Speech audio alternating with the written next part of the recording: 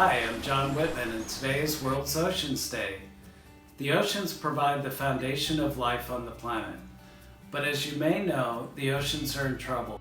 In the Witman Lab, we've been working for 40 years to provide information on how the ocean works in order to inform marine conservation.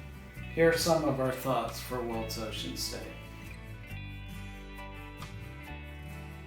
I went snorkeling with one of my best friends and we were so excited, and I was so freaked out because the waves were huge and everything was really blue, and I remember just putting my head underwater and having this internal gasp of, oh my goodness, there's so many things under here, and I just wanted to learn about all of them. You know, from a pretty early age, probably second grade, I decided that I wanted to be a marine biologist. Like the global population relies on the oceans for fishing, for food sustenance. The salt marshes and sand dunes are buffer systems. They can deflect wave energy or prevent flooding, and those are really important for cities because the majority of large cities are built on coasts. Really have to protect what they love, and I love the oceans. We should all love the oceans.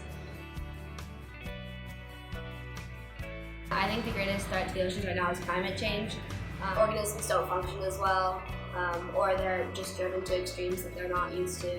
I've found microplastics in deep sea environments, which really terrifies me because I feel like the deep sea, especially in the ocean floor, is kind of like Mother Nature's and evolution's last line of defense in a way. Like, if we mess up everything on the surface, I don't think polychaete worms will care that much, but if we're putting microplastics in the deep sea, then that's really worrying. I'm particularly interested in ocean acidification because it just dissolves these calcified shells of so many really important organisms, whether it's zooplankton that make up a really important base in the food chain, or whether it's corals, which provide the habitat for so many species across the world.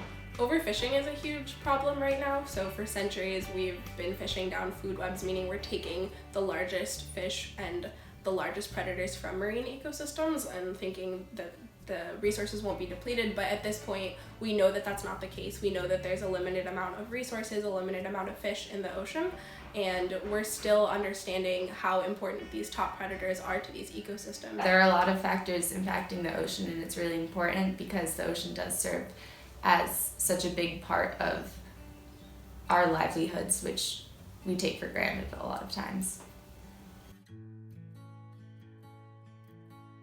This International Oceans Day, I think it's super important for people to mainly make themselves aware of the situations. So what you can do to help is educate yourself and others, spread the word, and be an advocate to help save our oceans. Going to the beach and picking up trash wherever you see it is really important. Marine parks and preserved areas are so essential as havens for these species that are really at risk, but they're so few and far between, and there's so much that we can do and that we can preserve. Another thing that people can do is to try and be conscious consumers, because while it might not seem like that one individual person has much of an effect, when we all work together, we can make a huge change by buying things that are either deemed safe by Monterey Bay Seafood Watch when you're buying seafood, or to just refuse single-use plastics when you can, when it's feasible, because little things do make a big difference. There's individual things you can do, certain small things like taking care of your plastic, reducing your plastic intake, you can recycle, compost. All of those things are great, and you can reach out to organizations like Save the Bay or other organizations that remove trash from the wetlands, the ocean. But I think what's most important is to come together as communities and through grassroots and localized movements so we can go to the government or the state, all the levels, and really attack the actual problem, which is policy. Your vote matters, and who you put into office are the people that are making these decisions for things like carbon tax and stuff like that affects our ecosystems.